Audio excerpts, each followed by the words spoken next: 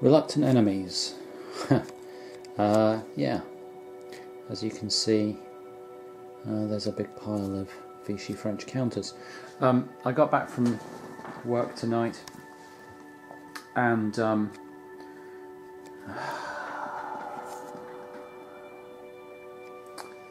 someone had been playing Reluctant Enemies in my absence, hadn't they? Yes. And the board was in a state. It wasn't in this kind of state because obviously this is me clearing up. The board was in sufficient of a state that I was looking at it, not really able to satisfactorily piece it back together again. I could have a rough guess at where things were supposed to be, but it felt like had I continued from that point, I would have been continuing a different game. Like game 1 would have finished, and I'd have been playing some sort of bizarre game 2 from a sort of strange guesswork patchwork point. So game 1 has ended due to natural disasters. I've taken this opportunity. I've pulled the Commonwealth off and just checked the sort of counter manifest to make sure I've got everything, and I'm going to reset them up, and I'm just going to do that process with the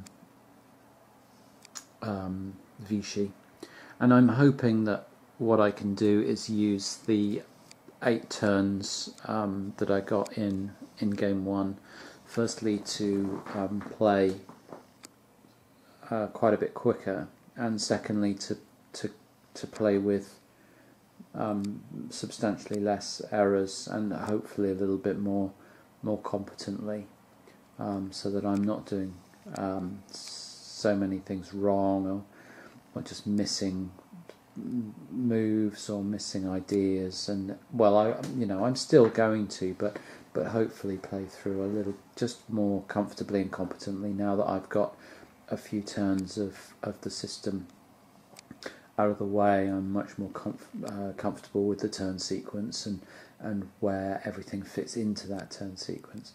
And thirdly, I mean, there have been aspects of these initial turns, such as fighter sweeps and so on, that I just haven't paid any attention to at all. So there are elements that I can integrate into the game if there's any benefit to doing them for either side that I can see, then I can start integrating areas of the rules that really hadn't got enough love and attention that first time round into the second full playthrough. So it's been something of a test run, I guess, for 8 turns, and now I'm hoping to set this lot up and actually get through without fucking Godzilla over here coming and deciding to eat the Vichy army. C'est la vie.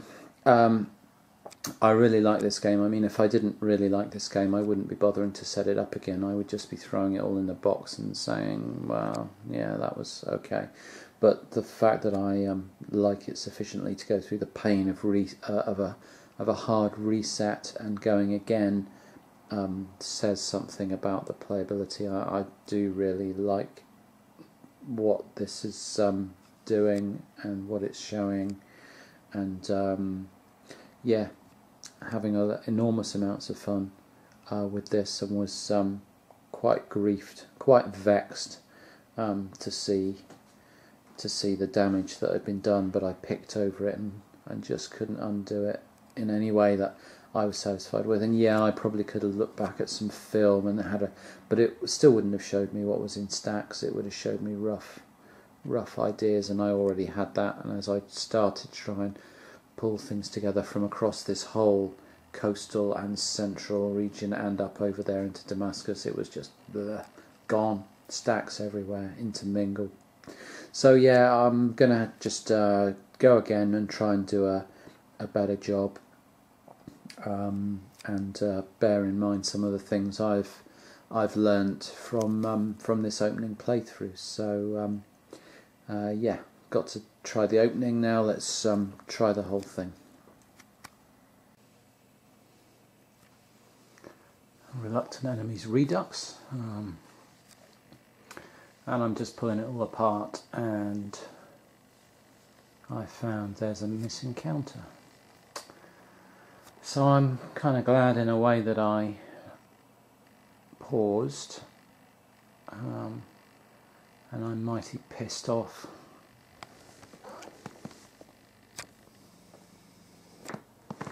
At someone who's decided to spend the afternoon eating my counters, haven't you?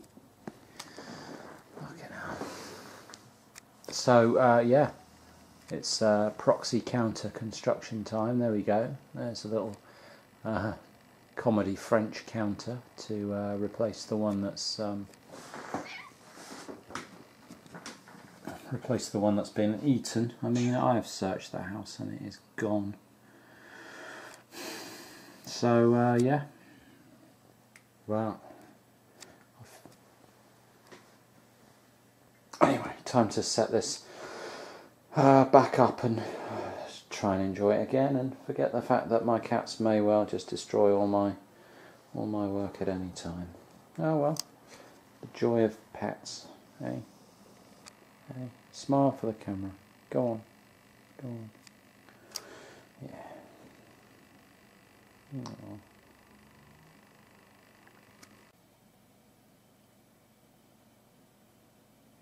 So this is sort of Reluctant Enemies Redux. We're back in the game with the opening turn for the Commonwealth, turn 1, and the really interesting thing here is how incredibly different it's gone from my last turn 1. I did things slightly differently on either side, as you would. Couldn't possibly have remembered how to do a carbon copy of setup and turn and stuff, and I didn't even want to try. But I mean, things have just played out completely differently. In here, in the first aborted game, this Commonwealth stack steamrolled straight through that Vichy cavalry in overrun, and ended up running through Tyre and somewhere up near the Litani River on turn 1. In this game, they tried the same thing again, rolled up to that cavalry, tried to overrun. The surprise roll came out that they were surprised. They got a two column shift against them. They got a horrible roll, like a 4 or something, and they lost some armoured cars, and they had a loss and an option in return for a defender option, and they weren't taking 2 losses for nothing, because all that was happening is that cavalry unit would pull back 1 hex.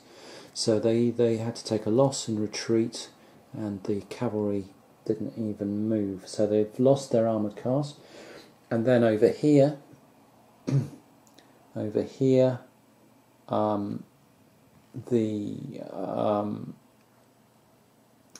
a very similar thing happened. They lost a surprise roll, they got some column shifts against, they had a bad roll, and they lost a unit, and the only thing they got a attacker loses 1, defender option 1, so the defender retreated, and they didn't manage to grab any supply out of there. That all got destroyed as they moved in. So that was pretty bad. They tried to air barrage that unit with their bombers, and the flak roll came up in 11, and they suffered a step reduction on their bomber unit first turn of the game. So that's now at half strength. Their naval forces, the Commonwealth naval forces, only the destroyer was available. The cruiser wasn't available, and that tried to hit this big stack in here and didn't have any effect whatsoever. And all in all, in terms of losses, the only thing they did manage to do was completely overrun a cavalry unit in here and here the dice roll went completely in their favour. They had what was a 9-to-1 attack already into a cavalry unit that was in that place there, Bennett Jabal, and they got a surprise and a 6-column shift in their favour, which a 6-column shift when you're already on 9-to-1 wasn't really required. I think it was, well, if we have a look at this, it should have been very close to rain. 9-to-1, 1, 2, 3, 4. Yeah, they were on the 24-to-1 table in the end. So that did go in their favour, and so they had a little bit of revenge there. But overall, a really unsatisfactory turn for the Commonwealth. They've been rebuffed along the coast. They've had planes shot down, and they've taken pretty unsatisfactory losses all over the place. Very different reaction moves from the Vichy as well. They've tried as far as possible with their reserves marker to vacate this Swede as far as possible, only leaving a couple of units there. I know there's a lot of supply there, but it's really quite... I think it's quite a difficult location to take actually for the Commonwealth, because it's in lava fields, and you can only move leg units in, and then it takes all their movement to attack. It's a real sort of pain to try and attack into there, and their initial move was to get as far away and start setting up around Damascus, and then I may advance more units down and commit a few more units into this area, rather than committing here terribly and then trying to pull back. So that's what we have. The other thing is I chose a completely different hex for the Commonwealth. The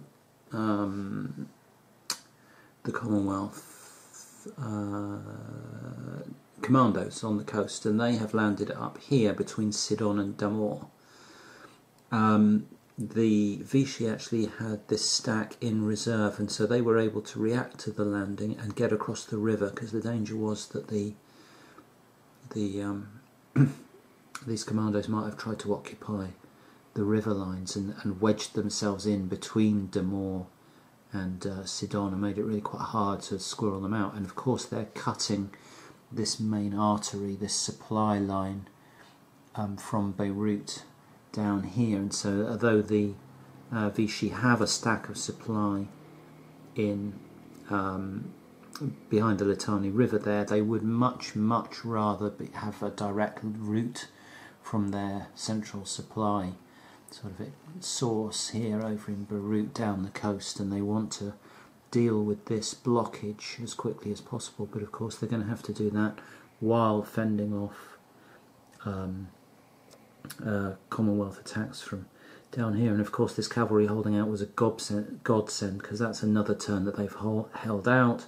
Cavalry can pull back into Tyre, eat some of that supply up, and so it's a completely different situation from what I had first time around. The only thing I've just realised I've forgotten to do was to roll for whether these Commonwealth units are able to land any supplies from the Royal Navy and pick them up. So I'll do that and then get on with the Vichy turn. But the Vichy are feeling pretty good about how things have gone so far. Reluctant enemies redux, end of turn 1 then, and quite a quiet turn by comparison overall compared to the previous game. The Commonwealth is stuck here, having not been able to get past the cavalry unit that starts there in his Gandaroon. That's now withdrawn up through Tyre back to behind the Litani River to bolster the defences there, and the because the Commonwealth are cutting supply down the coast via this stack of commandos here, who did get supply from the Royal Navy, by the way, so they are in supply, eating off a depot beneath them. They have managed, but what that has meant is that these Vichy units have eaten the supply in Tyre to keep themselves fed.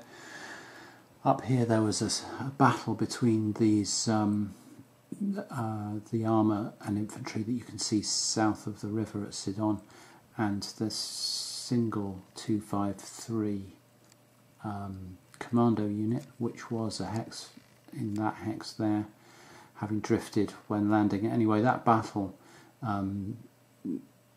it was looking like a 10-1 in favour of the Vichy, but because of the action rating of the commando, he won surprise, got a couple of column shifts left, and then the die roll just meant an option for either side, so a standoff. The attack has to go first, and they didn't want to lose their armour unit for the sake of a 253 commando and withdrew back behind the river, and then the commando exercised his option to join up with his colleagues, and that's now quite a powerful stack there, because it's only 6 strength and it's 5 action rating, and that's quite daunting for these Vichy units to take on. So they are going to have to think quite hard about how they're going to get supply further down the coast long term, because it's all very well having this river line well defended, garrisoned, but there's a depot under there with 2.5 SPs in it, 2 SP, 2 T, something like that. But once they start getting attacked, and that's eating up supply, and they're having to feed themselves for being out of trace, that will get withered away. So yeah, these commandos are a bit of a thorn in their side in this game, and that's going to be make this coastal battle very cat and mouse, I think. Over here inland, nothing much going on yet, just a bit of a standoff. The cavalry there that won its battle with the Commonwealth troops just withdrew up to that mountain. It didn't see any need to hang around here. It had defeated a unit, and now it could just withdraw. And there's a general withdrawal from this area up to, this is very open terrain to be fighting in, and this just looks so much better. There are river lines, there's rough terrain, there's hills. There's really no reason, other than that supply dump and the fact that there are troops that start there, there's really no reason to be fighting down here. So the Vichy are withdrawing back up to this rough area where they've got rivers and much more defensible terrain to hold. And that's about the long and short of it. I've got not much else to say. So quite a tough turn for the Commonwealth overall. They've been roughed up.